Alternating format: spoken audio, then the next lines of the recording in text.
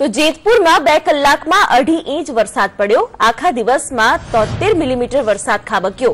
નીચાણવાળા વિસ્તારોમાં પાણી ભરાયા। વીરપુરમાં 1 કલાકમાં 1.5 ઇંચ વરસાદ પડ્યો। કોટડા સાંગાણીમાં મેઘરાજાનું આગમન થયું।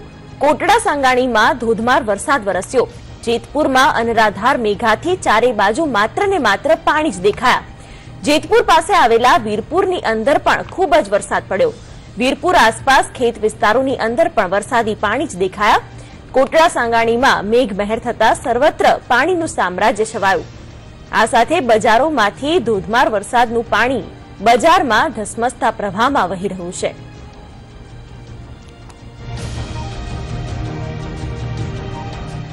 તો જેતપુરના દ્રશ્યો પણ જોઈ શકાય છે।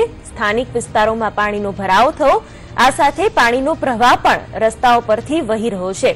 નીચાણવાળા વિસ્તારો પાણીમાં ગરકાવ થયા છે।